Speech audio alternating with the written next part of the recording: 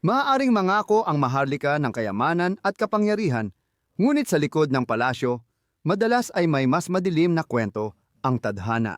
Sa video ngayon, ilalantad natin ang nakakakilabot na buhay ng maharlika na puno ng kabaliwan, pagtataksil, pagpapatapon, at malagim na katapusan. Kaya, samahan ninyo akong tuklasin ito at marami pang iba. Para sa ating unang kwento, babalik tayo sa ika-19 na siglo sa Belhika. Si Marie Charlotte Amélie Augustine Victoire Clementine Leopoldine, mas kilala at mas simpleng tinatawag na Prinsesa Charlotte noong kanyang kabataan, ay ipinanganak sa Laeken Castle, sa labas lamang ng Brussels, noong ika-7 ng Hunyo, 1840. Ang kanyang ama ay si Leopoldo I, ang unang hari ng bagong tatag na estado ng Belhika, habang ang kanyang ina, si Luisa, ay anak na babae ni Haring Louis Philippe ng Pransya. Bilang nag-iisang anak na babae, inaasahan talagang mag-aasawa si Charlotte upang mapalakas ang ugnayang diplomatiko ng bagong kaharian ng Belhika sa ibang estado sa Europa. Noong ipinanganak siya, wala pang nakakaalam kung gaano kalaki ang magiging epekto ng kanyang pag-aasawa sa kanyang buhay. Pinalaki at pinag-aral siya malapit sa pamilya ng hari noong kanyang kabataan, kahit nasa sarili niyang tahanan. Nagbago ito noong huling bahagi ng dekada 1850 nang 10 taong gulang si Charlotte. Noong Oktubre ng taong iyon, namatay ang kanyang ina dahil sa tuberculosis. Pagkatapos noon, ipinagkatiwala ang pagpapalaki kay Charlotte sa Countess ng Holst, malapit na maharlikang kaibigan ng pamilya ng hari. Ang dinastikong kasunduang ito, na lubos nakaapekto sa buhay ni Charlotte, ay napagkasunduan nung siya'y bata pa. Noong Hulyo 27, 1857, ikinasal siya kay Archduke Maximilian ng Austria, 25 taong gulang, na malapit sa linya ng pagmamana sa kapatid niyang si Franz Joseph, Emperador ng Austria. Sa kabutihang palad, naging masaya ang unang taon ng pagsasama ng mag-asawa. Kapag nasa Vienna, ang kabisera ng Austria, pinupuri si Charlotte dahil sa kanyang kagandahan at sa pagiging magaan ng kanyang paggalaw sa imperial na korte at mga ritual nito. Madalas ding ginugol ng mag-asawa ang kanilang oras sa Hilagang Italia, kung saan naging viceroy si Maximilian ng mga lalawigan ng Austria sa Lombardy at Venetia. Ngunit nang mawala ang mga lalawigang ito, lumipat ang mag-asawa sa isang bagong tirahan malapit sa Trieste, sa baybayin ng Adriatic. Isa itong napakagandang simula ng kanilang pagsasama, ngunit agad itong naputol ng mga pangyayari na naganap sa malayong Mexico. Nakamit ng Mexico ang kalayaan mula sa Espanya noong taong 1821 matapos ang sunod-sunod na pag-aaklas na nagdulot ng pagkawala ng karamihan sa imperyo ng Iberia. Sa Amerika, ang bagong estado ng Mexico ay naging imperyo noong taong 1822 hanggang 1823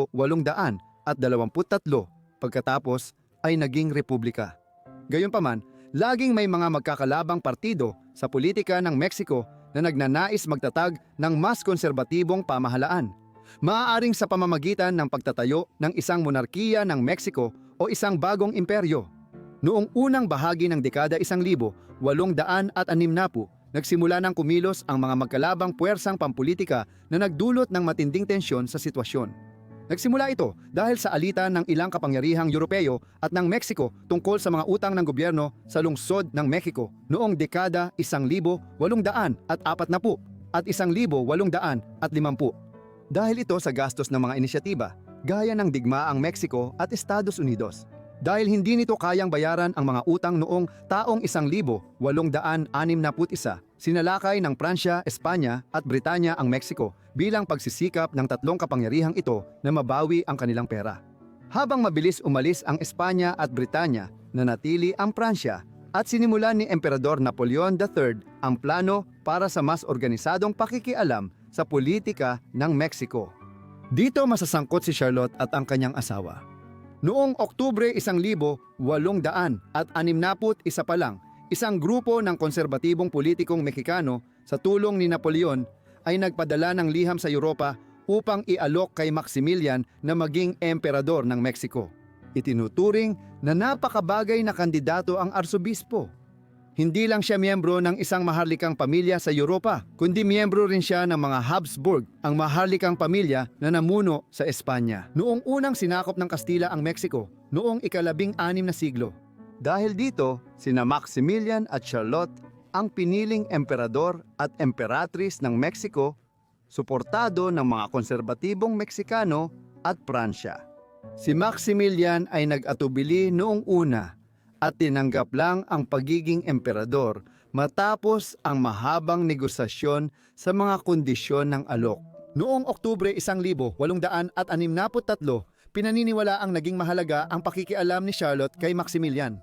Malakas ang suporta ng Arkidukesa sa plano at malawakang nauunawaan na isa siyang napaka-ambisyosang babae noong panahong iyon na naniniwalang sila ni Maximilian ay uunlad bilang mga pinuno ng isang estado sa gitnang Amerika. Kaya naman, noong tagsibol ng taong 1864, naglayag patungong Amerika ang batang mag-asawa. Doon, ang babae na ipinanganak bilang Prinsesa Charlotte at naging Arkidukesa Charlotte sa pamamagitan ng kanyang kasal ay makikilala na ngayon bilang Emperatriz Carlota. Sa kabila ng mataas nilang pag-asa, hindi maganda ang pagtanggap sa mag-asawang maharlika sa bagong tahanan nila. Ilang paksyon sa politika ng Mexico ang tumangging kumilala sa kanila, kaya agad sumiklab ang digmaang sibil. Sa pagitan ng mga konserbatibo na sumusuporta sa imperyo at ng koalisyon ng liberal at republikano na lumalaban para sa republika. Kahit mahirap ang kalagayan, sinikap pa rin ni Carlota gampanan ang mahahalagang tungkulin bilang bagong emperatris ng Mexico. Bukod sa pagkatuto ng Espanyol, ipinakita rin ni Carlota ang interes sa kulturang Mexicano tulad ng sining, panitikan at kasaysayan. Pati na ang pagpunta sa Yucatan Peninsula noong taong 1865 para makita ang sikat na guho ng mga Maya. Upang patatagin ang kanilang posisyon, nag-ampon din sila ni Maximilian. Dalawang miyembro ng pamilya Iturbide, mga inapo ni Agustin de Iturbide, na naging unang emperador ng Mexico. Lampas 40 taon na mula dekada 1820. Dahil walang sariling anak, ginamit ni Carlota at Maximilian ang mga batang Iturbide para palakasin ang kanilang posisyon sa pamamagitan ng pagpapakita sa lipunang pampolitika ng Mexico na may malinaw na linya ng tagapagmana sakaling may mangyari kay Maximilian. Hindi sapat ang kanilang pagsisikap kaya hindi rin nagtagal ang kanilang pamumuno. Unti-unti, sa kalagitnaan ng dekada 1860 nawala ang suporta na tinatamasa ni Maximiliano at Carlota mula sa ilang mga partido sa Mexico. Ang kanilang pag-angat sa kapangyarihan ay napadali dahil abala ang Estados Unidos sa sarili nitong digmaang sibil mula taong 1861 hanggang 1865. Ngunit nang matapos iyon, nagsimulang makialam ng mas aktibo ang hilagang kapitbahay ng Mexico sa mga usapin sa Timog na pabor sa mga Republikano na tumututol kay Maximiliano.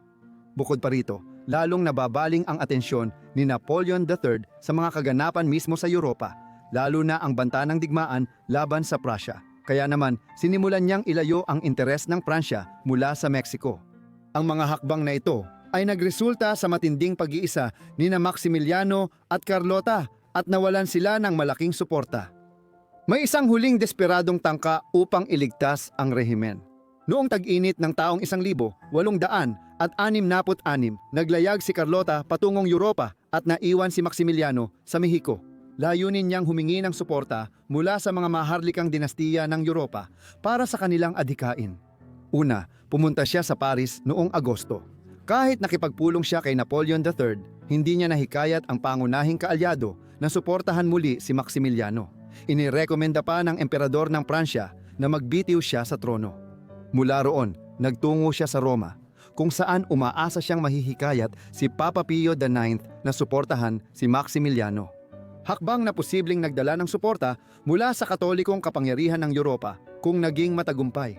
Ngunit lalo pang pagkadismaya ang sumalubong sa kanya dito nang sa wakas ay pinayagan siyang makaharap ang Santo Papa noong huling bahagi ng Setyembre. Nag-aatubili siyang gamitin ang impluensya para sa emperador at emperatriz ng Mexico. Mukhang wala ng pag-asa at kasabay nito, nagsimulang trahedyang mawala sa katinuan si Carlota.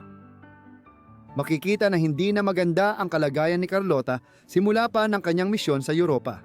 Una itong lumitaw sa Paris noong Agosto nang nahirapan siyang makuha ang suporta ni Napoleon III dahil sa matinding pagtutol. Lalo lang lumala ito habang papunta siya sa Roma sa mga sumunod na linggo. Sa isang pagkakataon, naitala na naniwala siya na ang isang dumaraang magsasaka ay isang mamamatay tao. Isang posibleng palatandaan na siya ay dumaranas ng uri ng paranoid schizophrenia. Lalong lumala ito mismo sa Roma dahil paulit-ulit siyang natatakot na malason at tumangging kumain o uminom habang lalo rin siyang nagiging madaling dapuan ng mga pag-atake ng histerya, agoraphobia at matinding pag-uugali.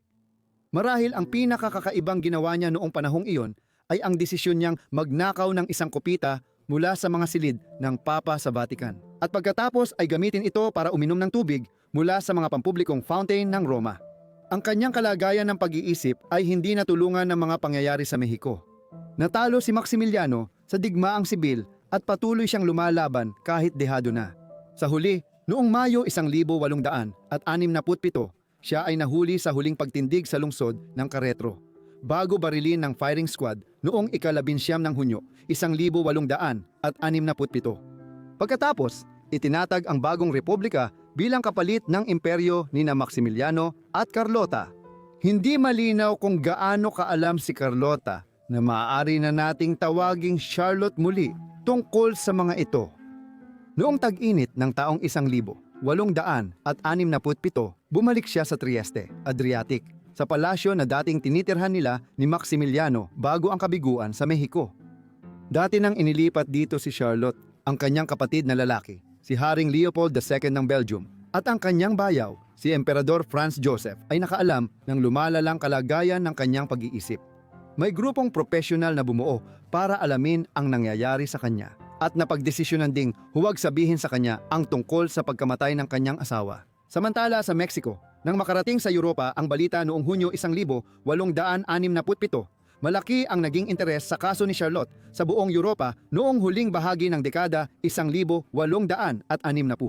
Noong taong 1867, ilang ulat sa British Medical Journal ang nagbanggit ng kanyang lumalalang kalagayan sa pag-iisip. Halimbawa, isang ulat noong ika-24 ng Agosto ng taong iyon ang nagsabing ang dating emperatriz ay dumaranas ng matinding melangkolya, isang pangkalahatang termino noon para ilarawan ang iba't ibang uri ng psikolohikal at pisikal na karamdaman, lalo na ang tinatawag nating depresyon ngayon. Sobra siyang naging paranoid at binigyang diin ng hindi pinangalanang may akda kung paano si Charlotte ay nakakaranas ng delusyon na nilalason ang kanyang pagkain. Sinusuri ba siya ngayon? Walang gaanong duda na si Charlotte ay madidiagnose na may uri ng paranormalismo, paranoid schizophrenia na talagang nakakapinsala. Pero noong huling bahagi ng ika-19 na siglo, dahil nagsisimula pa lang ang larangan ng psikolohiya, kakaunti lang ang magagawa para sa kanya. Anuman ang detalye ng sakit ni Charlotte, hindi siya tuluyang gumaling. Bukod pa rito, noong Enero 1868, nalaman na rin ni Charlotte ang tungkol sa pagbitay sa kanyang asawa. Dahilan para lalo siyang masira ang loob. Sa halos 400 liham, idineklara niyang patay na siya, kasabay ng pagbagsak ng Imperyong Mexicano. Ang dami at haba ng mga liham na ito ay patunay ng kanyang araw-araw na buhay na puno ng paranoia, pag-atake at pag-aalaga sa kanya. Pagkalipas ng ilang buwan, dinala si Charlotte ng pamilya niya sa Belgium kasama ang 2 ampon na anak na lalaki na kalaunan ay ipinadala rin sa Inglaterra para mag-aral. Sa Belgium, itinayo siya ng tahanan sa kastilyo ng Bucho, isang maharlikang kastilyo mula ika-12 siglo malapit sa bayan ng Mies. Habang nasa Bucho, nawala si Charlotte sa publiko, ginugol ang oras sa kastilyo, at ilang miyembro lang ng pamilya ang tinatanggap niyang bisita. Upang malibang ang sarili, kilala siyang naglalakad-lakad, gumagawa ng burda, naglalaro ng baraha at nakikinig sa kanyang gramophone. Sa mga sumunod na taon, nang may namatay sa kanyang mga kamag-anak o tagapaglingkod, napagpasyahan na huwag ipaalam ito sa kanya para hindi lumala ang kanyang kalagayan. Ang kanyang dama na si Helene, kondesa ng Renac-Fusenmang, ang nagkwento tungkol kay Charlotte. Madalas ang kawawang babae ay tahimik at malalim mag-isip. O kaya, abala siya sa may init na diskusyon sa Pranses, Ingles, Aleman, Italyano, Kastila kasama ang mga imahinaryong kausap. Mga diskusyon na masyadong magulo, masyadong hiwa-hiwalay. Kilala si Charlotte na mahilig magbitaw ng nakakalitong komento at magsalita mag-isa, kaya mahirap hulaan ang laman ng kanyang utak. Minsan din, bigla siyang magwawala sa galit, sinisira ang mga florera at pinupunit ang mga libro. Nakabaligtaran naman ng mga panahon ng katahimikan. Gugugol siya ng mahigit 50 taon sa kastilyo ng Buccio. At kahit na sinasabing bahagyang bumuti ang kanyang kalagayan paglipas ng mga taon, hindi na siya muling nakapamuhay ng normal. Sa huli, namatay siya dahil sa pulmonya at trangkaso noong ika-19 ng Enero, 1927 sa edad na 86. Sunod, punta naman tayo sa kaharian ng Madagascar. Ang babaeng magiging Reyna Ranabelona III ng Madagascar ay ipinanganak bilang Prinsesa Rasafindrahiti noong ika-22 ng Nobyembre 1861 sa nayon ng Amparib malapit sa lungsod ng Antananarivo. Siya ay pamangkin ni Reyna Ranabelona II na namuno sa kaharian ng Marina mula pa noong taong 1868. At dahil dito, si Batang Rasafindrahiti ay may karapatan na magmana ng trono. Si Prinsesa Rasafindrahiti ay pinalaki bilang alaga ng maharlikang hukuman at binigyan ng edukasyong Kristiyano. Ang kanyang tiyahin ay yumakap sa relihiyon ng mga Europeo na kumalat sa buong Afrika noong ika-19 na siglo.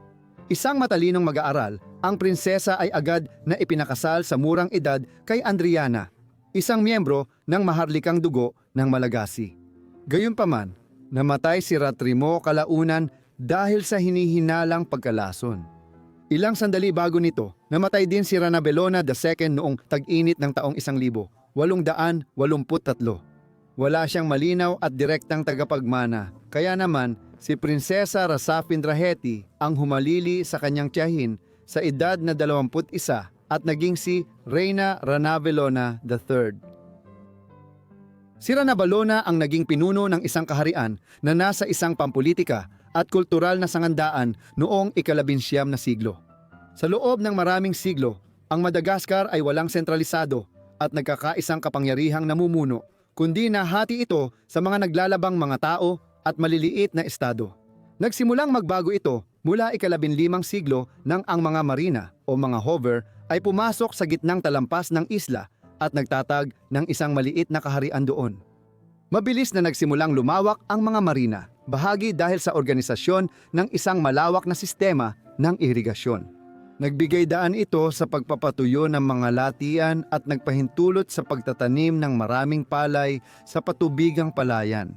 Dahil sa pagtaas ng ani, nagawang suportahan ng masiglang kaharian ng marina ang napakaraming tao, pati na rin ang isang mas makapangyarihang burokratikong estado na may malaking hukbo. Mula sa simula, ang kaharian ng marina ay pinamunuan ng mga reyna imbes na mga hari. Isang kakaibang bagay ayon sa pamantayan ng Europa, ngunit isang karaniwang katangian ng politika sa karagatang Indiano noong panahong iyon. Isa sa mga unang pinuno na ito, si Reyna Rafohi, ang nagsimulang palawakin ang pamumuno ng marina mula sa gitnang talampas ng Madagascar noong ika-16 na siglo. Lalong pinatibay ang kapangyarihan ng estado noong huling bahagi ng ika-18 siglo nang si Haring Andrianam Poina Marina o Nam Poina ang naging unang monarko ng marina na nagtipon ng kanyang kapangyarihan. Habang nakuha ng mga hukbo sa pamumuno ng kanyang anak na si Radama ang kontrol sa malaking bahagi ng kabundukan ng isla. Ang proseso ng pagpapalawak ay tuluyang tinapos ni Radama nang siya ay naging hari noong taong 1810 at nagawang gawing mga tributaryo o mga basal ang iba pang mga kaharian ng Madagascar, kaya't halos na pag-isa niya ang natitirang bahagi ng isla sa ilalim ng pamumuno ng marina. Habang naabot ng kaharian ng marina ang rurok ng kapangyarihan, may banta na lumitaw mula sa labas. Europeo. Ang pakikipag-ugnayan sa Madagascar ay naging medyo limitado hanggang ika-19 na siglo dahil sa klima at laganap na mga tropikal na sakit na naging dahilan upang hindi maging kaaya-aya ang isla para sa mga potensyal na dumating mula sa Europa. Gayunpaman, tulad ng sa ibang bahagi ng Africa at Asia, noong ika-19 na siglo ay nagsimulang pumasok ang mga Europeo sa mga pinakaliblib na bahagi ng mundo sa unang pagkakataon. Habang ginagawa nila ito, may dalawang opsyon lang ang mga katutubo. Maaaring subukan nilang panatilihin ang tradisyonal nilang pamumuhay, ngunit mabilis silang nasakop ng mga Europeo na may baril at makabagong teknolohiya. O maaari nilang subukang tanggapin ang kulturang Europeo sa paraang mapoprotektahan nila ang kanilang sarili. Pinili ni Radima ang huling opsyon at unti-unting nagsimulang magpatupad ng pulisya ng westernisasyon at modernisasyon sa Madagascar. Ngunit ang huling pulisiyang ito ay agad na binawi ng kanyang asawa at kahalili, si Reyna Ranabelona I, na namuno mula taong 1828 hanggang 1861. Isang posibleng nakamamatay na hakbang sa mahigit 30 taon ng kanyang pamumuno. Bagaman sinubukan muli ng kanyang mga sumunod na pinuno na gawing moderno ang kaharian ng Marina, hindi ito naging handa upang labanan ang sinumang bansang Europeo na nagnais sakupin ang isla. Ito ang sitwasyon na umiiral sa Madagascar noong si Ranabelona ay naging reyna noong taong 1883 at noong nagsimulang magpakita ng espesyal na interes ang mga Pranses sa isla. Kinoronahan ang batang reyna sa araw ng kanyang ika-22 kaarawan noong Nobyembre 22, 1883. Makalipas lamang ng kaunti, nagtapos siya ng isang pampulitikang kasal sa punong ministro ng Malagasy, Rainilaya Rivoni. Sa pagsasawesternisa ng kaharian ng Marina noong ika-19 na siglo, nabawasan ang kapangyarihan ng monarka at unti-unting napunta ang autoridad sa isang pamahalaang parang gabinete ng mga ministro. Kaya naman, sa mga sumunod na taon, si Ranabelona ay pangunahing gumanap ng seremonyal na papel sa kaharian ng Marina, habang ang kanyang bagong asawa, ang punong ministro na si Rainila Yaya Rivoni, ang siyang pangunahing namahala sa pamahalaan. Ang mga kwento kay Ranabelona noong dekada 1880 at unang bahagi ng dekada 1890 ay naglalarawan sa kanya bilang babaeng nahuli sa pagitan ng dalawang mundo. Sa mga seremonyang maharlika, siya ay napapalibutan ng mga palamuti ng tradisyonal na lipunang Marina, tulad ng mga sundalong may hawak na sibat. Ngunit sa pribadong buhay, siya ay isang babae na nasanay na sa karamihan ng lipunang korte ng Europa. Nagka-card siya, nagdadala ng burda at bagong ganchilyo sa mga pagpupulong ng gabinete, at inaangkat karamihan ng kanyang damit mula Paris o London. Ngunit ang mga panlabas na impluwensyang ito ay may masamang kulay. Sa malaking bahagi ng ika-19 na siglo, parehong tiningnan ng Britanya at Pransya ang Madagascar bilang isang target para sa kolonisasyon. Dahil sa mayamang likas na yaman nito at sa estratehikong posisyon nito sa mga rutang pandagat ng Indian Ocean, sa pagitan ng Cape of Good Hope sa Timog Africa at ng Indian Subcontinent, ang isla ay may malaking kahalagahan. Binigyan ng mga Pranses ng mga konsesyon para gamitin ang yamang mineral at mga kagubatan ng Madagascar ni Radama II na namuno mula taong 1861 hanggang 1863 ayon sa tinatawag na Lambert Charter. Ngunit nang subukan ng pamahalaang Marina na bawiin ito noong unang bahagi ng dekada 1880, naging dahilan ito para sa interbensyong militar ng Pransya sa Madagascar. Sakto sa panahon ng paghalili ni Ranabelona, ang digmaang Franco-Hover ay tumagal ng 13 taon. Nagsimula ang unang digmaang Franco-Hover o unang ekspedisyon sa Madagascar noong taong 1883 nang magpadala ang Pransya ng maliit na armada sa isla ng Aprika. Isang ultimatum ang ibinigay at isang puwersang ekspedisyonaryo ang bumomba sa silangang baybayin at sinakop ang Toamasina. Tumagal ang ganitong kalagayan ng 2 taon hanggang sa napagkasunduan ang isang kasunduan noong Enero 1886. Isa na nagsasaad na ang pamahalaan ng Marina ay magbabayad ng malaking danyos at papayagan ang isang kinatawan ng Pransya na manirahan sa korte ni Ranabelona sa Antananarivo. Dahil dito, natapos ang unang digmaang Franco-Hover. Sa mga sumunod na buwan, si Ranabelona ang naging sentro ng mga pagsisikap na iwasan ang kasunduang ito. Halimbawa, humingi ng tulong ang pamahalaan ng Marina sa Estados Unidos upang mapanatili ang kanilang kalayaan sa pamamagitan ng petisyon kay Pangulong Grover Cleveland. Gayunpaman, hindi pabor ang timing niya dahil nagsisimula na ring pumasok ang Amerika sa panahon ng lantad na imperyal na pagpapalawak. At lalo pang lumala ang problema noong taong 1870 nang magkasundo ang mga Briton at Pranses na kilalanin ang Madagascar bilang bahagi ng saklaw ng impluensya ng Pransya. Kapalit nito, pinayagan ng pamahalaan sa Paris ang London na ganap na kontrolin ang isla ng Zanzibar na matatagpuan sa hilagang kanluran ng Madagascar. Dahil dito, ang kaharian ng Marina ay naiwang nag-iisa at walang makapangyarihang kakampi na matatakbuhan nang muli itong hamunin ng Pransya noong kalagitnaan ng dekada 1870. Ang dahilan para sa ikalawang Madagascar Expedition o ang ikalawang digmaang Franco-Hova na sumiklab noong taong 1874 ay ang kabiguang sundin ng pamahalaan ni Ranabelona III ang mga kasunduan sa naunang tratado noong taong 1886. Noong huling bahagi ng taong 1874, isang maliit na ekspedisyong pandagat ng Pransya ang bumomba sa daungan ng Tours, Messina.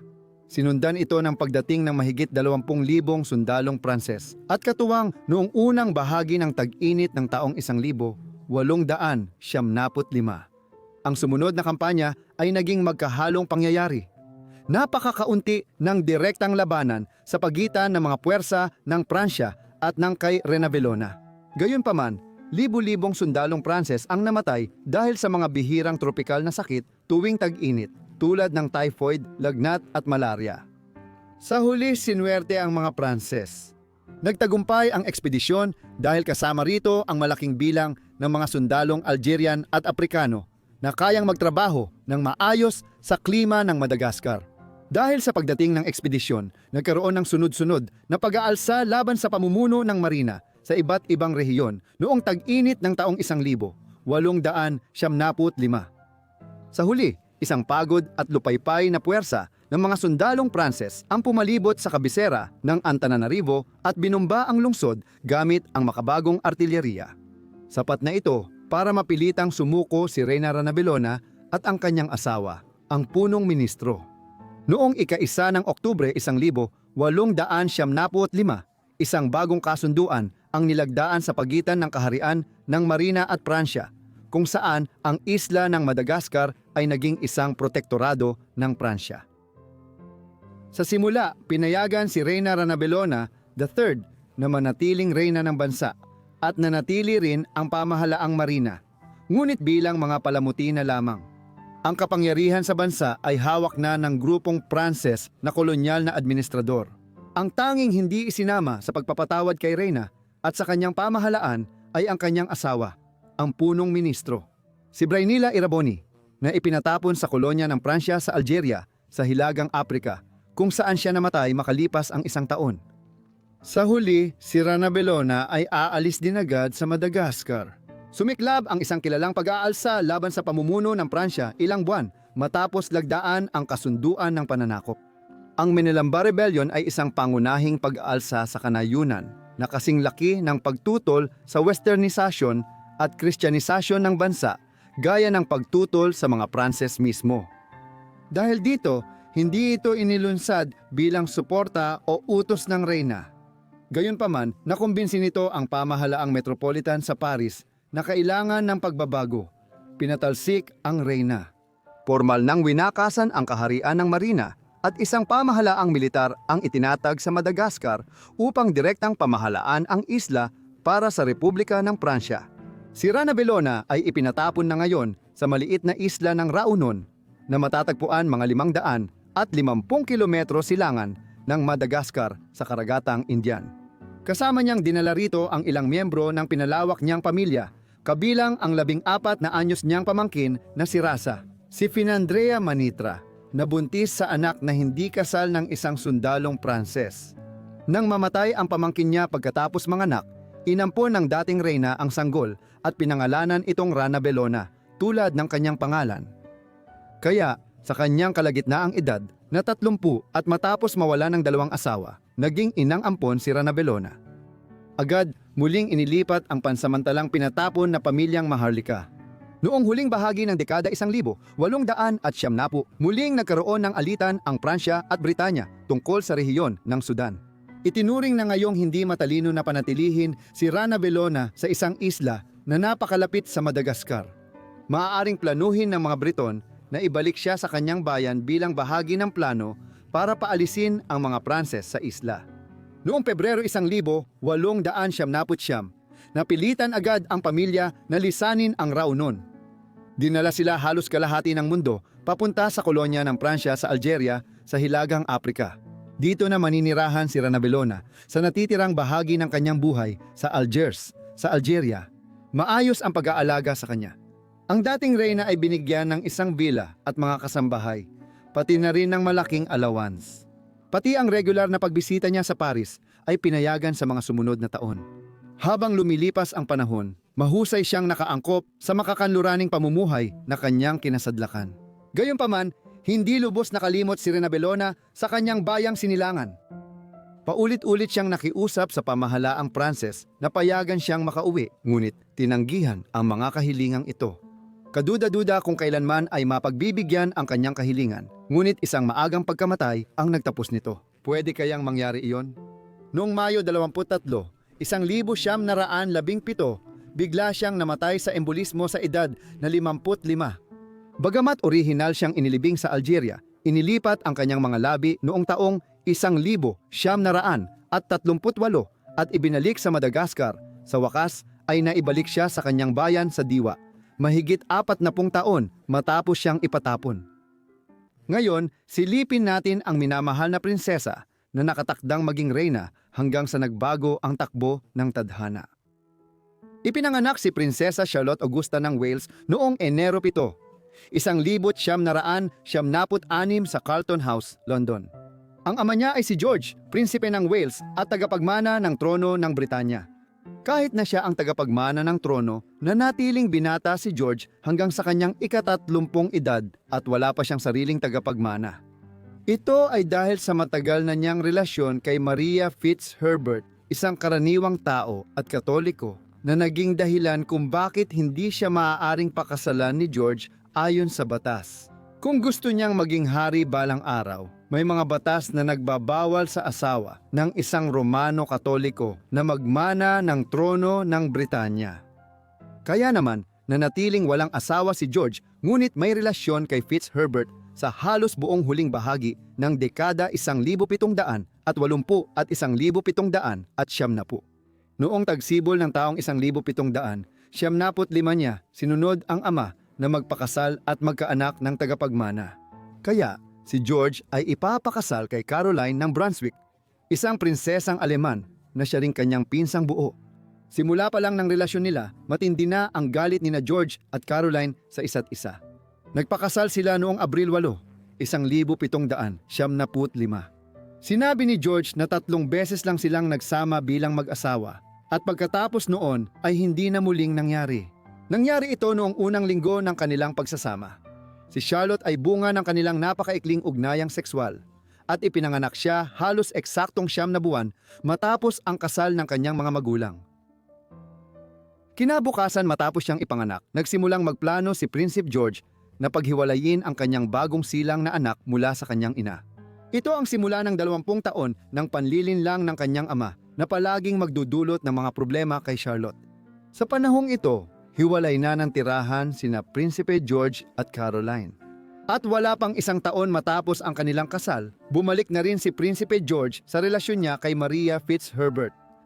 Pinalaki si Charlotte sa sarili niyang tahanan, na pinangasiwaan ng Dowager Countess ng Elgin, na nagsilbing tagapangalaga niya. Karaniwang ayos ito para sa anak ng Maharlika noong ika-18 siglo sa Britanya. Ang kakaiba, bata pa si Charlotte ay hindi niya sabay binisita ang mga magulang niya. Sa halip, ipinapadala siya sa magkahiwalay na tahanan ng mga ito sa London at iba pang bahagi ng Inglaterra. Kahit sinikap ni George pigilan ang kanyang hiwalay na asawa, hindi pa rin siya lubos na malaya sa kanyang mga gawain. Gayunpaman, bilang lolo ni Charlotte, madalas hadlangan ng hari ang mga pagsisikap ng kanyang anak na bawasan ang ugnayan ni Charlotte at Caroline. Napilitan si Prinsipe George sumang-ayon sa kanyang ama nang madalas dahil sa malalang problema niya sa pagsusugal at palagi siyang humihingi ng pera sa hari pambayad utang.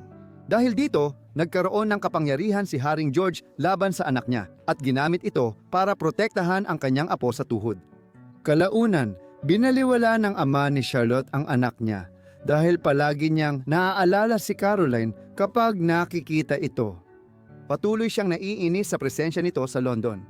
Noong taong 1804, inalok ng hari na kunin ang kustodya kay Charlotte, pero hinarang ito ni George dahil natakot siyang magkaroon si Charlotte ng mas malapit na access sa ina niya kung gagawin siyang ward ng hari at reyna. Samantala, si Charlotte ay patuloy na pinalaki sa Warwick House.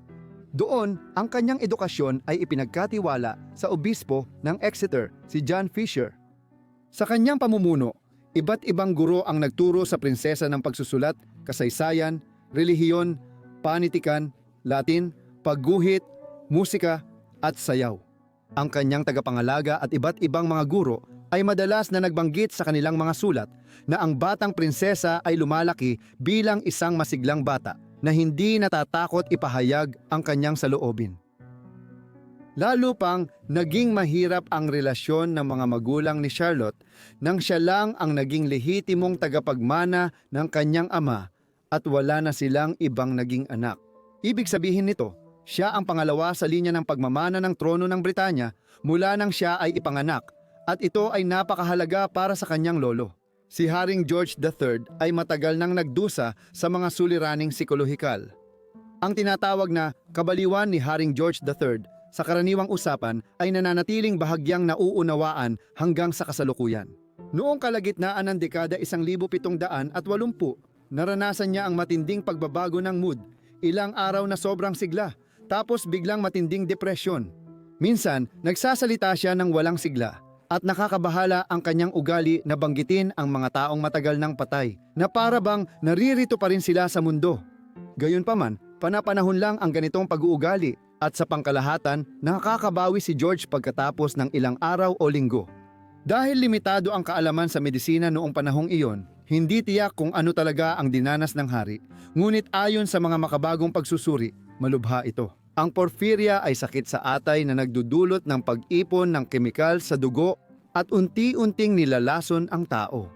Bagamat, sa paraang nagdudulot ito ng lumalalang kawalang tatag ng pag-iisip at iba pang mga karamdaman, imbes na agad na pumatay sa tao. Nakarecover siya sa pagsubok noong taong 1788 at naipagpatuloy ang tungkulin bilang hari. Hindi nawala sa isipan ng maharlikang pamilya at ng pamahalaang Briton ang posibilidad ng panibagong pagbagsak ng pag-iisip. Lahat ng ito ay may epekto kay Charlotte. Kung muling mawala ng kakayahan ang kanyang lolo, ang kanyang ama ang magiging hari sa pangalan ni Albert at siya ang susunod sa linya ng trono. Ibig sabihin nito, si Charlotte kahit bata pa ay isang napakahalagang tao sa loob ng Britanya. Hindi rin maiiwasan na ang kanyang pag-aasawa ay magiging isang usaping pampulitika pagdating ng panahon na siya ay sapat na ang edad para magpakasal. At iyon nga mismo ang nangyari. Noong taong 1810, si Haring George ay tuluyang nalugmok sa matinding demensya. Tumagal ng 10 taon bago siya pumanaw noong taong 1820. Nakakalungkot, ginugol niya ang huling mga araw mag-isa. Kinakausap ang mga matagal ng yumao niyang kaibigan dahil naniniwala ang kanyang mga doktor na mas mainam na huwag siyang gambalain. Si Prinsipe George ay naging rehente ng Britanya, hari sa lahat ng bagay maliban sa pangalan. Dahil dito, tinawag ang dekada 1810 na panahon ng rehensya. Si Charlotte na nalungkot sa pagpanaw ng kanyang lolo dahil malapit sila sa isa't isa. At dahil sinikap niyang protektahan siya mula sa mga pakana ng kanyang ama, si Charlotte ay magiging sentro ng mga pampulitikang intriga sa dekada 1810 kahit na siya ay nagsisimula pa lamang sa kanyang kabataan. Nang tuluyang makumpirma ang kanyang kapangyarihan bilang rehente noong taong 1810, ipinagbawal ni Prinsipe George ang pakikipagsulatan ng 14 na anyos niyang anak na babae at nilimitahan ang pagdalaw sa ina tuwing 2 linggo na may bantay. Gayunpaman, kahit na sinusubukan niyang kontrolin siya, nagkakaroon na ng reputasyon ang prinsesa bilang isang may malayang kalooban. Ilang sandali matapos maging rehente ang ama niya, nagkaroon ng sigalot sa politika sa Londres nang tumanggi ang prinsipe na bumuo. Isang pamahalaan ng mga politiko mula sa Whig Party, ang mas liberal na grupo sa parlamento na sinuportahan ng hari sa kanyang pamumuno. Kapag dumadalo sa opera sa kabisera, sa gitna nito, si Charlotte, nakapareho ng kanyang lolo sa paniniwalang pampolitika, ay sinadyang magpadala ng halik sa direksyon ng leader ng Whig, si Lord Grey. Napansin ito ng publiko at karamihan ay natuwa. Gayunpaman, galit na galit ang kanyang ama at sinimulan niyang higpitan si Charlotte. Lalo pang binawasan ang perang inilalaan sa kanyang sambahayan hanggang sa sapat na lang para sa kanyang sarili. At iginiit pa niya na mula ngayon, sa tuwing manonood siya ng opera, kailangan niyang umupo sa isang tagong upuan sa likod. Kumalat na ang balita sa mahigpit na pagtrato ng kanyang ama, kaya lalo siyang hindi naging popular. Samantala, pagsapit ng tong 1812, kadalasan ay sinasalubong si Charlotte ng masigabong palakpakan ng mga tao tuwing bihira siyang pinapayagang lumabas sa publiko. Sa panahong ito, 16 na taong gulang na si Charlotte at nagiging mahalaga na ang usapin ng kanyang pag-aasawa. Bukod pa rito, papatapos na ang mga digmaan sa Europa at tinitingnan ang kasal bilang paraan ng Britanya upang mapalapit sa iba pang maharlikang pamilya. Mula pa noong dekada 1770, halos tuloy-tuloy na nakikidigma ang Britanya laban sa Pransya. Una, ang revolusyonaryong gobyerno ng Republika doon at pagkatapos ay ang pamumuno ni Napoleon Bonaparte na naging emperador ng Pransya ang siyang namayani sa malaking bahagi ng kontinente. Muling itatatag sa lalong madaling panahon ang mga linya ng maharlika na pinatalsik ni Napoleon sa maraming bansa. At isa sa mga ito, ang maharlikang bahay ng Orange sa Netherlands, ang nais ni Prinsipe George na magkaroon ng mas matibay na ugnayan. Ipapakasal si Charlotte kay Prinsipe William ng Orange para palakasin ang impluensya ng Britanya sa hilagang kanlurang Europa. Noong una, napilitan lang si Charlotte na pakasalan ang prinsipe noong Disyembre 1813, pero pagsapit ng tagsibol, taong 1814, kusa na siyang tumanggi. Nag-alala ang prinsesa na maninirahan siya sa Olanda kapag ginawa niya iyon. At ang kanyang ina, nakakaunti na lang ang natitirang kakampi sa Inglaterra, ay tuluyan ng mapapasailalim sa awa ng kanyang ama. Dahil dito, tinapos niya ang kasal at tumanggi sa kagustuhan ng kanyang ama. Umakto si George sa karaniwan niyang paraan. Pinaalis niya ang mga tagapaglingkod ni Charlotte at lalo pang nilimitahan ang kanyang pera. Isa itong malupit na dagok dahil marami sa mga tagapaglingkod na ito ay matagal nang kasama ni Charlotte, tulad ni Cornelia Knight na kilala na niya mula pagkabata. Pagkatapos, ipinatapon ni George si Charlotte sa Cranbourne Lodge sa Windsor Forest. Dito, isa lang ang pinayagan niyang bisita, ang kanyang ina, na bumibisita isang beses sa isang linggo. Dahil dito, nagpasya ang ina ni Charlotte na lisanin ang Inglaterra at bumalik sa Alemanya, isang marangal na hakbang. Ito talaga ang matagal nang gustong mangyari ni George sa loob ng 18 taon. Ngayon, natupad na ang kanyang gusto, kaya mas gumanda ang pakikitungo ng ama ni Charlotte sa kanya. Wala na ngayon sa pagkakahiwalay ang prinsesa. At noong huling bahagi ng Agosto 1814, pumunta siya sa tabing dagat sa Weymouth. Nang huminto ang karwahe ni Charlotte, nagtipon ang maraming tao para makita siya. Pagdating niya sa baybaying bayan, may mga ilaw na may sentrong mensahe na nagsasabing, "Mabuhay Prinsesa Charlotte, pag-asa ng Europa at dangal ng Britanya." Ipinapakita lang nito kung gaano kamahal ng mga Briton si Prinsesa Charlotte at na itinuring na nila siyang magiging reyna nila balang araw. Noong taong 1815, may bagong batang maharlikang manliligaw na si Charlotte. Noong taong 1814, nakilala niya si Prinsipe Leopold ng bahay ng Saxe-Coburg-Saalfeld sa isang salo-salo sa London. Makalipas ang ilang sandali, nagsimula na siyang dumalaw kay Charlotte at naging malapit at magiliw ang dalawa sa isa't isa. Nagkasundo silang magpakasal at ikinasal noong Mayo 2, 1816. Kahit maraming tao sa kalsada ng London, ang batang mag-asawang maharlika ay tumira sa Claremont sa Surrey. Masaya ang pagsasama at nanatiling popular si Charlotte sa mga Briton. Nang mabuntis si Charlotte noong taong 1817, parang nalampasan na niya ang mga pagsubok noon at nagbukas ang masayang kinabukasan para sa kanya. Dumating ang trahedya ng maging komplikado ang pagbubuntis at nagsimulang manganak si Charlotte noong unang bahagi ng Nobyembre. Tumagal ito ng 50 oras at nauwi sa pagkasilang ng isang sanggol na patay na. Hindi nagtagal, naging doble ang trahedya. Ilang oras matapos manganak, nagsimulang magsuka ng matindi si Charlotte at nagreklamo ng matinding pananakit ng tiyan. Hindi rin tumigil ang pagdurugo ni Charlotte pagkatapos manganak. Napansin ng kanyang doktor, si Sir Richard Croft, kung gaano siya kalamig, kaya ipinatawag niya si Leopold. Ngunit pagdating ng kanyang asawa sa kanyang silid, patay na si Charlotte. 21 taong gulang lang ang prinsesa nang siya ay pumanaw, na nagdulot ng labis na dalamhati sa publiko. Ganon kalalim ang pagluluksa na naubos ang itim na tela sa mga tindahan. Nagsara ang mga ito ng 2 linggo at pati mahihirap at walang tirahan ay nagtali-tali ng itim na pamigkis sa damit. Isinulat ni Henry Broome ang sumusunod tungkol sa pagkamatay ng prinsesa.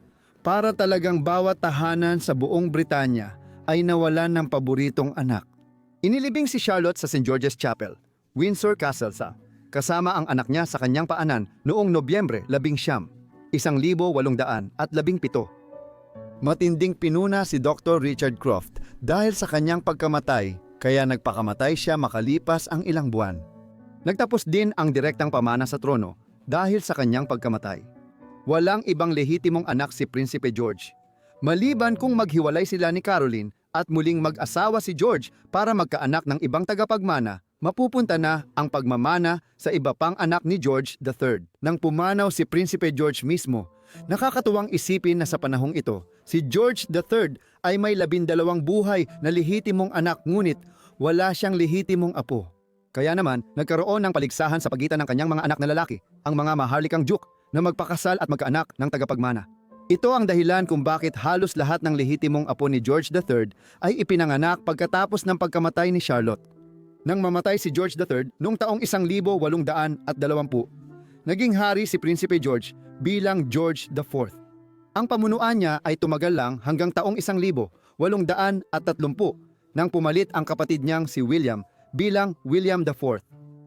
Gayunpaman, wala ring lehitimong tagapagmana si William, kaya nang siya naman ay namatay noong taong 1837, napunta ang trono sa batang Prinsesa Victoria, ang 18 taong gulang na anak ni Prinsipe Edward, Duke ng Kent, ang ika-4 na anak ni Haring George III.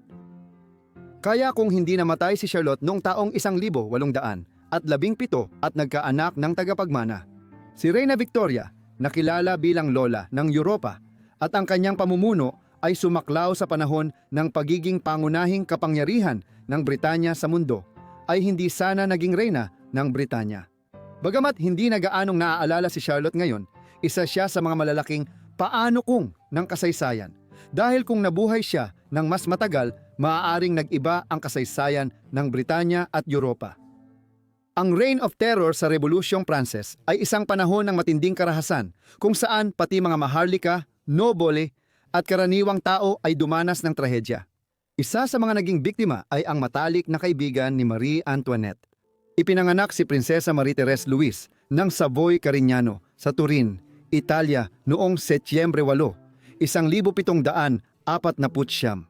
Siya ay anak ni na Louis Victor ng Carignano at Landgravine Christine ng Herz-Rheinfeld-Rothenburg, na pareho ring nagmula sa mga maharlika ng Europa. Sinasabing maganda ang kanyang ulo na may makapal at gintong buhok na kapag pinalaya mula sa pagkakatali ay umaabot hanggang sa kanyang mga paa. Ang prinsesa ay mula sa mayamang pamilya at magaling ang edukasyon. Marunong siyang magwika at mahilig magbasa ng libro. Mahilig siyang magbasa ng mga tulang Italyano, pati na rin ng mga aklat ng mga kilalang manunulat tulad nina Machiavelli at Dante. Paborito niyang libangan ang pagbabasa at naglaan siya ng pera para sa sariling malawak na aklatan. Ang kahanga-hanga niyang edukasyon at ang yaman ng kanilang pamilya ay nagbigay sa kanya ng magandang kalagayan para sa pag-aasawa. Noong taong 1767, humingi ng tulong ang Duke ng Penthièvre kay Louis XV upang matulungan siyang humanap ng angkop na asawa para sa kanyang anak na si Prinsipe de Lamballe. Sumang-ayon ang hari at iminungkahi niyang ituon ang pansin sa prinsesa ng Savoy. Ipinakita kay Prinsipe de Lamballe ang isang larawan ng prinsesa at sa edad na 17, nakatakda na ang kanyang kapalaran. Dumating siya sa Pransya noong ika-30 ng Enero sa Montero at sinalubong siya ng isang batang lalaki na mukhang mausisa at may dalang magandang palumpon ng mga bulaklak. Naguluhan muna ang prinsesa pero agad niyang naisip na siya ang magiging asawa niya. Ikinasal sila kalaunan sa parehong araw na iyon sa kapilya ng Château de Nanghis sa tahanan ng Konde ng Garci. Gayunpaman, ang kasal ay hindi nagtagal. Ipinakita ng Prinsesa de Lamballe ang pagmamahal at pag-aaruga sa asawa at sa simula ay masaya silang magkasama. Ngunit ang korte ng Versailles ay kilala sa mga eskandalo at hindi nagtagal ay natagpuan ng prinsesa ang sarili niya sa gitna ng panibagong iskandalo. Ipinakilala ang prinsesa sa korte ng Versailles kung saan nakamit niya ang paghanga at pabor, ngunit mabilis ding nasira ang relasyon nila ng kanyang asawa. Ang prinsipe ay nagkaroon ng relasyon sa dalawang aktres at labis na nasaktan si Marie sa pagtataksil ng kanyang asawa. Pinagaan siya ng kanyang biyena na lalaki.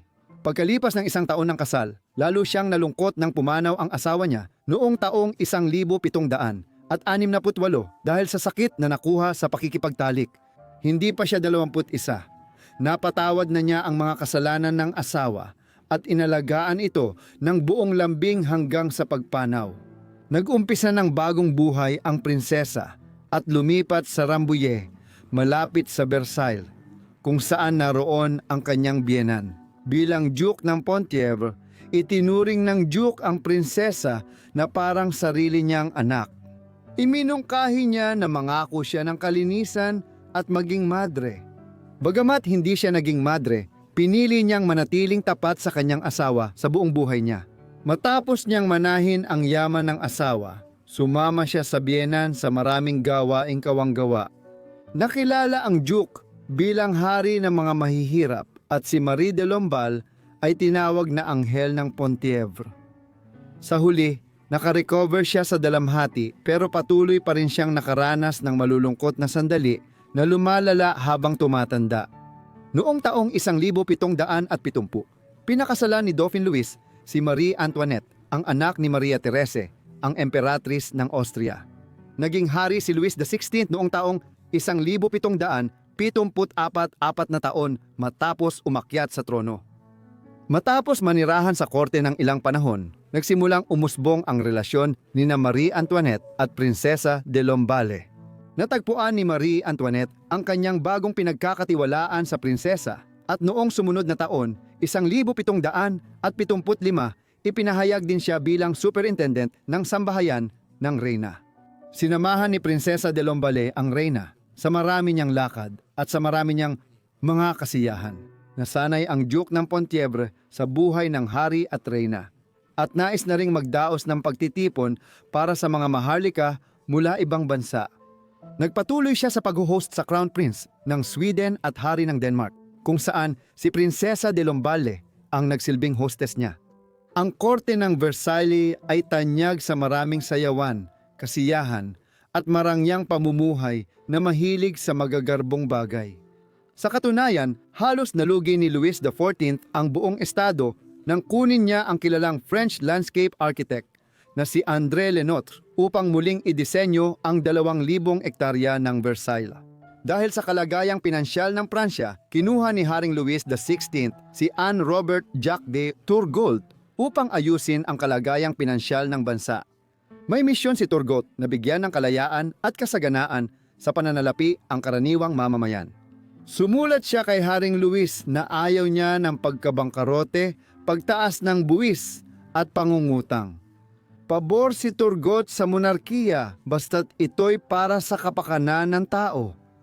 Sa pagpapatupad ng mga bagong batas, kinailangan ni Haring Louis XVI na higpitan ang pagsunod ng mga estado sa Brittany.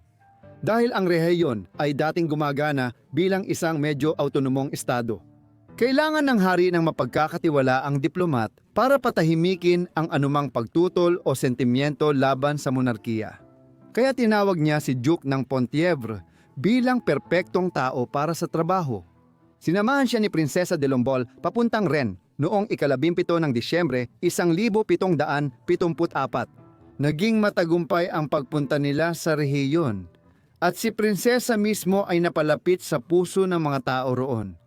2 buwan nang wala si Prinsesa de Lamballe sa korte sa Versailles at sabik na hinihintay ng Reyna Marie ang kanyang pagbabalik. Matapos malaman ng may tuwa na mas maaga ng ilang araw ang pag-uwi ni Prinsesa, hiniling ng Reyna na dumiretso na siya agad sa Versailles Pagpasok ni Prinsesa de Lombal sa Versailles, nagulat siya nang makita na ipinag-utos ng reyna na ipinta ang kanyang larawan sa isang salamin na inilagay sa silid kung saan madalas magpalipas ng oras ang reyna. Ngunit matapos niyang maglaan ng maraming libreng oras kasama ang reyna, nagsimulang lumayo ang isip at interes ng prinsesa. Mahilig ang mga taga-Paris sa lahat ng bagay na may kinalaman sa kababalaghan. Ang pagkahilig nila sa mga pamahiin at paranormal ay nagsimula pa bago ipanganak ang prinsesa. Ngunit lalo lamang itong lumago sa paglipas ng panahon. Nahumaling ang mga tao kay Konde ng San Hermenio na nag-angking na buhay siya ng daan-daang taon at personal na nakilala si Hesukristo. Ipinakilala ni Baron Dupop de Sennevoix ang pag-aaral ng animal magnetism. Si Eli Falevi ay isang kilalang pantas at si Alexis Vincent Charles Berberki de Terreneuve-Dutin ay sumikat bilang isang tanyag na demonologo. Nahumaling din ang Prinsesa de Lombol sa mga bagay na supernatural at nakipagsulatan pa siya kay Madame Lenochmont, isang cartomancer, pati na rin kay Mrs. Williams, isang astrologist at manghuhula na may lahing Welsh. Bagamat marami pa ring misteryo ang bumabalot sa kanyang pribadong buhay, alam na naengganyo ang prinsesa sa masoneriya. Noong taong 1777, naging miyembro siya ng Lodge de Grandeur at naging isa sa mga pinakaprestihiyosong miyembro ng bansa. At noong taong 1781, tinanggap niya ang tungkulin bilang Grand Mistress ng Mère Lodge d'Escorces d'Adoption. Noong taong 1775, nagkaroon ng malaking pag-aaklas. Ang ani ng bansa ay nagbunga ng napakakaunting butil at mabilis na nagsimulang makaranas ng kakulangan sa pagkain ang bansa na hindi kayang pakainin ang populasyon. Sinisi ng mga tao ang monarkiya, pinagdudahan na sila'y nagtabi ng reserba para sa sarili, kaya nagsimula ang pag-aalsa. Ang bansa ay lumulubog na sa takot at kaguluhan. Naglipa na ang mga magnanakaw at kinikidnap ang mga magsasaka, kaya napipilitan silang ibenta ang butil sa mababang presyo. Noong Abril at Mayo, nagdulot ng kaguluhan ang mga nag-aaklas sa digmaan ng mga bulaklak. Muling dumaan sa trahedya si prinsesa nang mawalan siya ng parehong magulang noong taong 1778. Noong taong 1785, lalong naging palaban ang mga tao sa Pransya laban sa trono at sa marangyang pamumuhay ng mga ito. Habang karamihan sa mga tao sa Pransya ay nagdurusa sa matinding kahirapan.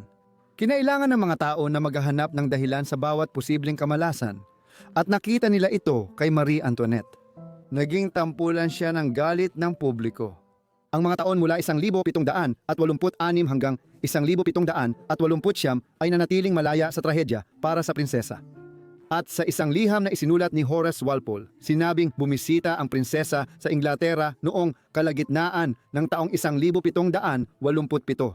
Gayunpaman, hindi gumaganda ang kalagayan sa Pransya.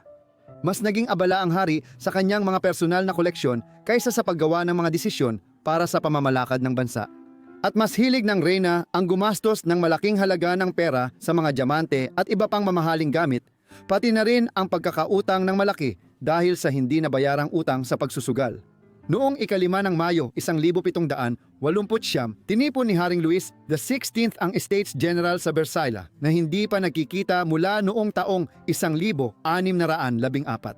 Tinawag niya ang pagpupulong para ipakilala ang batas na magtataas ng buwis sa mga may-ari ng lupa at mayayamang maharlika. Nanawagan ang gitnang uri kabilang ang mga abogado at guro para sa konstitusyon. Nagangit-ngit ang hari. Naniniwala siyang dapat manatili ang buong kapangyarihan ng monarkiya na walang batas o pamahalaang aagaw nito. Ang mga dumalo sa Estates General ay nanumpa sa tennis court noong Hunyo 20, 1789 na hindi uuwi hanggat hindi pumapayag ang hari na magkaroon ng konstitusyon. Noong Hunyo 27, nagtayo sila ng sariling parlamento na tinawag na Pambansang Asembleya. May ilang maharlika at mga pari na nagsimulang sumali rin sa bagong parlamento. Nag-alit ang hari pero ganoon din ang mga karaniwang tao. Mataas pa rin ang presyo ng tinapay at marami pa rin ang nagugutom. Tumanggi ang hari sa Pambansang Asembleya at tinanggal pa ang ministrong tumutulong sa mahihirap. Lubos na nagalit ang mga tao. Libo-libong residente ang nagtipon-tipon sa protesta at sinalakay ang kuta ng Bastille. Bagamat may 8,000 nagpoprotesta, hindi kumilos ang mga tauhan ng hari para pigilan ang pagsalakay sa kuta. Ipinasa ng gobernador ng Bastille ang mga susi sa mga nagpoprotesta, ngunit huli na para magpakita ng simpatiya sa kanila. Ngayon, siya ay isang lalaki na tumulong magkulong ng daan-daang bilanggo na nagsalita laban sa hari. Nabawi ng mga nagpoprotesta ang kanilang tao at sa galit, pinugutan nila ng ulo ang gobernador. Ito ang unang pagkakataon na nag-alsa ang mga magsasaka ng Pransya laban sa ganap na kapangyarihan ng hari at nagtagumpay. Dahil sa kanilang tagumpay, lalong tumindi ang mga protesta at alam ni Luis na nawala na sa kanya ang Paris. Agad na tinanggihan ang anumang planong bawiin ang Bastille sa dahas. Nagsimulang kumalat ang mga tsismis na si Haring Luis ay gumagawa ng plano na gumamit ng puwersang militar upang buwagin ang pambansang asembleya. Noong Oktubre, dinala ang pamilya ng hari sa Tuileries para masubaybayan ng mga tao ang kanilang kilos. Matigas pa rin ang ulo, sinubukan ng hari at ng pamilyang Maharlika na tumakas mula sa Pransya. Ang plano ay pumunta sa Austria at humingi ng tulong sa kapatid ni Marie Antoinette na emperador na ngayon. Noong Hunyo 1771, nagtangkang tumakas ngunit nahuli sila sa Varennes at ibinalik sa Paris sa kanilang karwahe. Noong taong 1771, nagawang makaiwas ni Prinsesa de Lonbol sa pagkakahuli at muling naglakbay patungong Inglaterra upang bumisita sa Blenheim, Oxford at Bath. Ngayon, tila naglalakbay siya upang maghanap ng proteksyon. Nagpadala na ng mga mensahe si Marie Antoinette upang humingi ng tulong, ngunit tila personal na dumating ang prinsesa upang matiyak na maririnig ang bigat ng nalalapit na sitwasyon. Malugod at may pagmamahal na tinanggap ng reyna ng Inglaterra ang prinsesa. Ngunit nang humingi siya ng tulong kay Haring George III, tumanggi ito. Sinabi niya sa kanya na ang pamilyang Maharlika ng Pransya ang nagdala ng kanilang sariling mga kasawian. Sumulat ang hari ng Pransya sa prinsesa. Sinabihan siyang huwag nang bumalik dahil masyado nang nakakatakot ang mga pangyayari.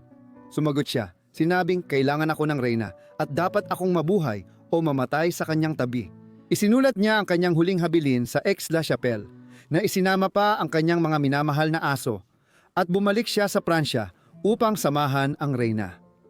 May ilang kasapi sa pambansang asembleya na simpatya sa mga royalista at si Marie Antoinette ay nagkaroon ng mga lihim na pagpupulong kasama sila sa Versailles noong dinala na pabalik sa Paris ang pamilya. Ang Prinsesa de Lamballe, na kilalang pinagkakatiwalaan ng reyna, ay pinaghinalaan din ng mga tao na nakikipagsabwatan sa mga Austriano. Noong ika-10 ng Agosto, 1772, opisyal nang pinatalsik ang monarkiya at ang prinsesa ay ikinulong sa Temple Prison kasama si Marie Antoinette. Pagkatapos, inilipat siya sa La Force Prison noong ika-19 ng Agosto. Inutusan ang prinsesa na manumpa laban sa monarkiya at itakwil ang kanyang matalik na kaibigan bilang reyna ng Pransya, ngunit tumanggi siya. Noong Setyembre 3, natanggap niya ang mabigat niyang parusa. Hinila siya palabas ng kulungan matapos ang maikling paglilitis at ilang ulit siyang pinaghahampas ng mga sandata ng galit ng mga tao na nag-aabang sa kanya. Lumuhod siya matapos siyang tamaan sa ulo at namatay. Bumulwak ang dugo sa kanyang damit at malakas siyang tinamaan sa ulo kaya nawalan siya ng malay. At pagkatapos, hinubara ng mga tao ang kanyang katawan at sinimulang pagputol-putulin ito hanggang sa hindi na siya makilala. Matapos ang malungkot na mga pangyayari, pinugutan siya ng ulo at inilagay sa sibat. Saka ipinarada sa harap ng selda ni Marie Antoinette. Walang saysay ang lahat ng kanyang kabutihan at mga gawaing mapagkawanggawa. Kaibigan siya ng monarkiya at hindi siya dapat tratuhin ng iba. Nang siya'y namatay, 42 taong gulang siya. Para sa ating huling kwento, babalik tayo sa unang bahagi ng ika-14 na siglo sa Espanya. Si Ines de Castro ay ipinanganak noong taong 1325 sa kaharian ng Galicia, isang pampulitikang entidad na matatagpuan sa hilagang kanluran ng Espanya, sa itaas lamang ng Portugal. Noong medieval, nanatiling halos malaya ang Galicia mula sa pangunahing kapangyarihan ng gitna, hilaga at kanlurang Espanya. Noong panahong iyon, ang kaharian ng Kastil ay mayroon pa ring kaunting autonomiya, bagamat maraming mga maharlika nito ang lumilipat sa hukuman ng Kastil. Hindi tiyak ang eksaktong mga pangyayari sa kanyang kapanganakan, dahil kakaunti lamang ang mga tala tungkol sa kanyang kabataan. Ngunit alam natin na ipinanganak siya bilang anak ni Pedro Fernandez de Castro, Panginoon ng Lemos at Saria sa Galicia, at ni Alonca Lorenco de Valadares, isang kirida ng Panginoon. Dahil hindi kasal ang kanyang ina sa kanyang marangal na ama. Mula pagkabata, nadikit na kay Ines ang mga paratang ng pagiging anak sa labas, at nagdulot ito ng mga problema sa kanyang buhay, kalaunan. Nagmula ang pamilya ni Ines sa mga maharlikang pamilya ng Galicia at Portugal, at may malalapit din silang ugnayan sa ibang maharlikang pamilya mula sa Leon, Kastil at Navarre sa Espanya. Halimbawa, ang kanyang lola sa ama ay si Violante Sanchez, isang maharlikang babae mula Kastil na naging ginang ng Ulcero, Oimbra at Villa Martin de Valdeorras. Anak din siya sa labas ni Haring Sandra IV ng Kastil mula taong 1284 hanggang 1295. Kaya naman, ang pamilya Recastro ay kabilang sa mga pinakamaimpluwensyang angkan ng maharlika sa buong tangway ng Iberia. Lumaki si Ines sa sarili niyang bayan sa Galicia noong kabataan niya. Walang duda na natutunan niya ang karaniwang sining ng isang batang maharlikang babae, kabilang na ang kaalaman sa Latin at ang kakayahang magsulat para sa sarili niya. Ito rin ang panahon kung kailan maraming dialekto ng Kastila ang ginagamit sa buong peninsula, at inaasahan na natutunan ni Ines ang mga pagkakaiba-iba ng mga ito upang magtagumpay sa ganitong kapaligiran. Pagdating sa tamang edad, ipinadala siya sa hukuman ng Kastila na walang permanenteng tirahan pero madalas nasa Burgos. Noong taong 1340, may nangyaring kaganapan na humubog sa magiging buhay ni Ines at nagdala sa mga pangyayari na naging dahilan upang siya ay maging tanyag na personalidad sa kasaysayan ng Europa magpasa hanggang ngayon. Noong taong iyon, si Constanza Manuel, isang mataas na maharlikang babae ng Kastila, ay ipinakasal kay Pedro, ang prinsipe ng Portugal at tagapagmana ng trono doon. Si Constanza o Constance ay naging kababata ni Ines sa iba't ibang korte sa hilagang kanlurang bahagi ng Espanya noong dekada 1330. Dahil dito, nang umalis siya papuntang Lisbon upang gampanan ang kanyang tungkulin bilang asawa ng magiging hari ng Portugal, isinama si Ines upang magsilbi bilang isa sa kanyang mga dama de kumpanya.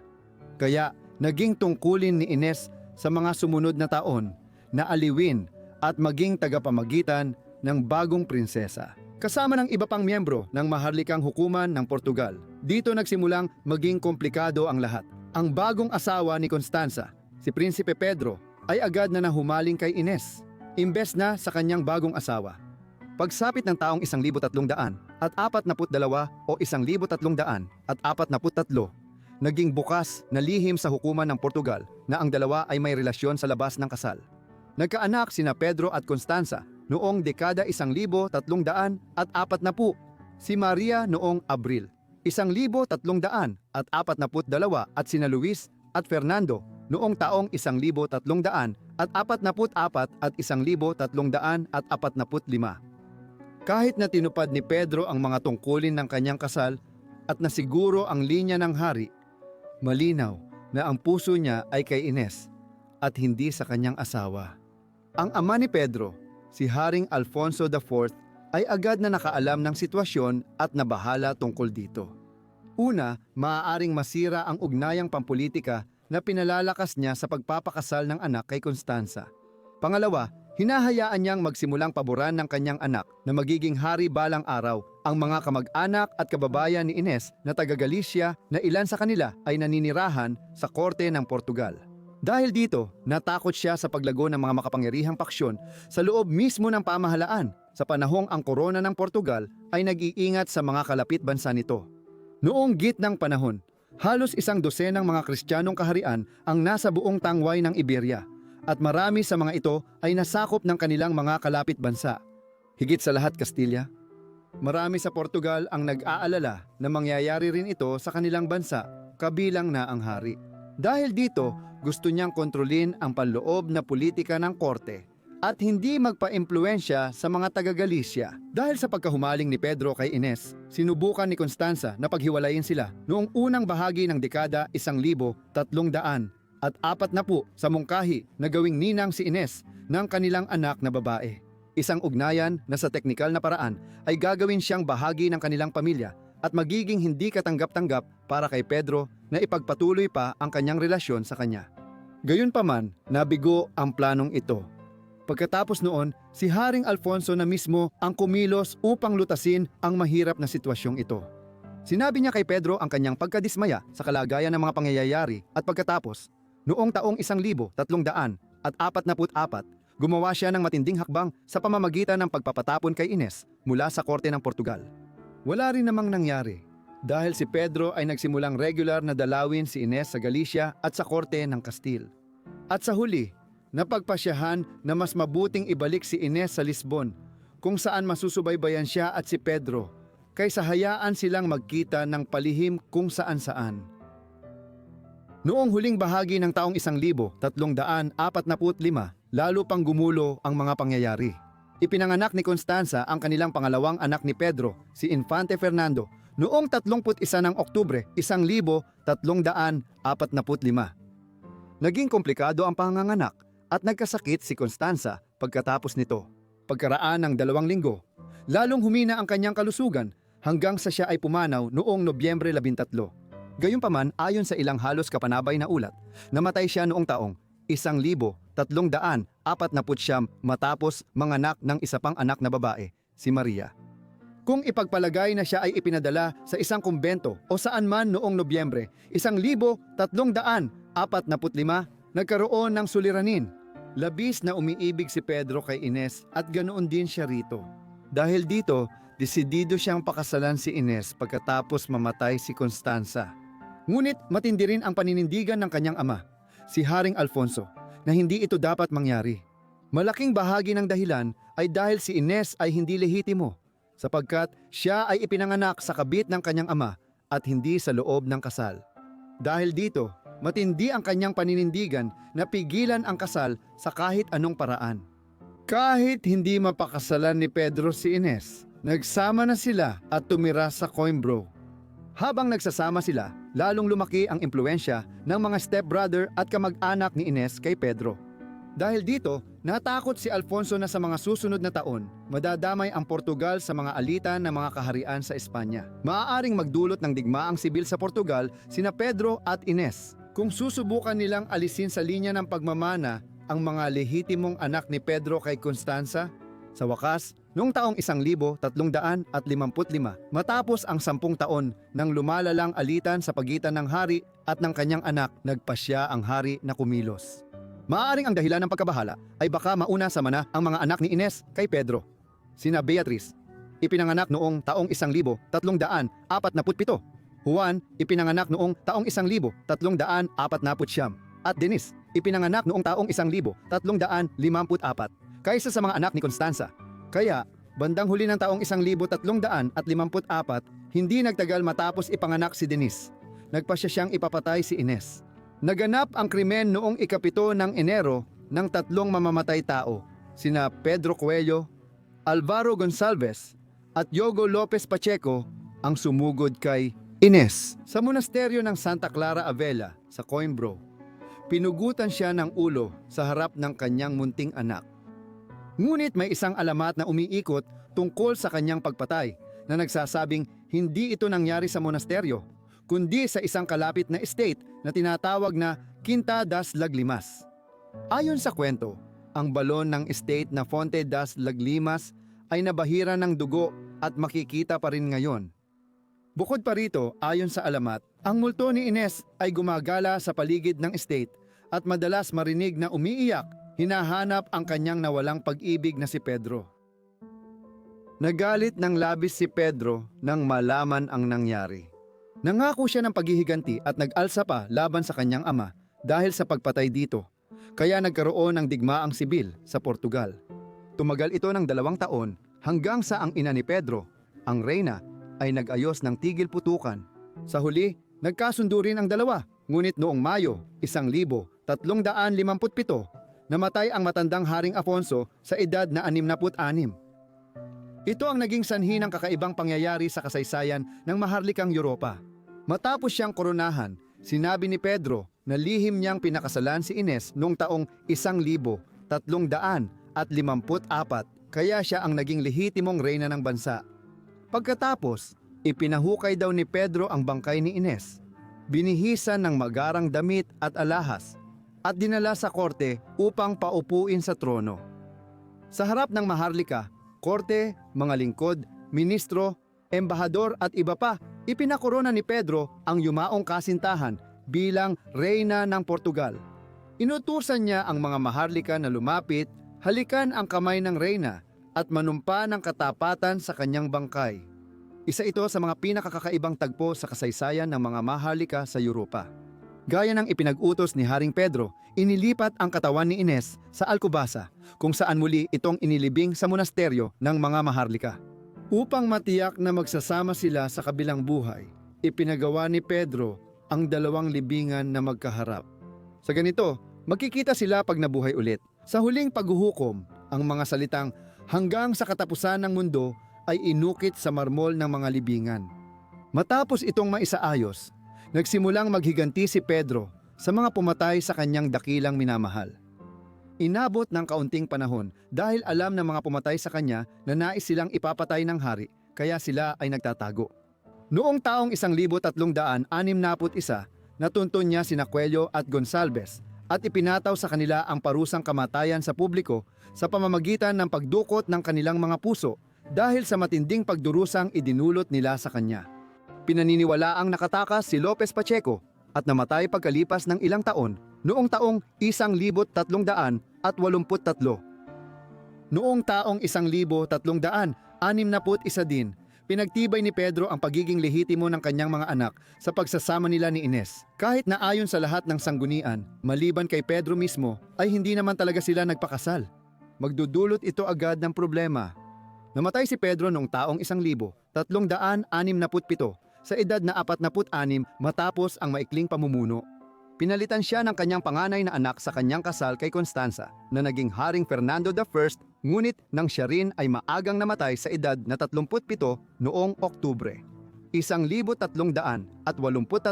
nagdulot ito ng krisis sa paghalili dahil ang tanging natitirang lehitimong anak ni Fernando ay si Beatriz, isang 10 taong gulang na anak na babae. Dahil dito, posible na ang panganay ni Pedro at Ines, si Juan ng Portugal, Duke ng Valencia de Campos, ay mag-angkin ng trono. Ang krisis sa paghalili na ito na pinalala pa ng relasyon ni Pedro at Ines 30 taon na ang nakalipas ay tumagal ng 2 taon bago tuluyang nagtagumpay ang isa pang nag-aangkin ng trono. Ganun pa man si Juan ng Aves. Isang anak na ipinanganak noong taong 1357 mula sa relasyon ni Pedro at isa pang babae, si Teresa Lorenco, na naging karelasyon niya matapos mapatay si Ines. Nalutas ang krisis sa pagmamana at namuno ang House ng Aves sa Portugal sa susunod na 200 taon. Sumikat sa buong Europa ang kwento ng buhay ni Ines de Castro noong huling bahagi ng ika-14 at ika-15 siglo. Kaya mula ika-16 na siglo, ang kanyang kwento ay patuloy na isinasalaysay at binibigyang kahulugan sa sining, teatro at panitikan ng Europa. Halimbawa, noong dekada 1570, isinama ito sa The Lucidish, isang kilalang epikong tula na isinulat ni Luis de Camões, na itinuturing na pambansang makata ng Portugal at isa sa mga pinakadakilang makata ng European Renaissance. Noong huling bahagi ng ika-17 siglo, ang kanyang kwento ay naging partikular na popular sa mga babaeng manunulat sa Britanya at nagpatuloy ang kasikatan nito hanggang ika-18 at ika-19 na siglo. Nang si Ines ang naging pangunahing karakter sa mahigit 20 dula at opera na isinulat at itinanghal sa buong Europa. Kamakailan, naging paulit-ulit na karakter si Ines sa mga kantos ni Ezra Pound at ang kwento nila ni Pedro ay patuloy na inspirasyon sa mga serye, sa telebisyon at opera ngayon. Salamat sa panunood ng video tungkol sa kapalaran ng mga maharlika. Sana nagustuhan ninyo ito. Ipaalam ninyo sa akin ang inyong opinyon tungkol sa mga buhay at kwento sa ibaba. At kung gusto ninyo pa ng mga ganitong video, sabihin ninyo rin sa akin. Sana nakasubscribe na kayo at naka-on ang notifications para agad ninyong makita ang aking mga bagong video. Hanggang dito muna ako. Magkita tayo sa susunod na Forgotten Lives. Salamat!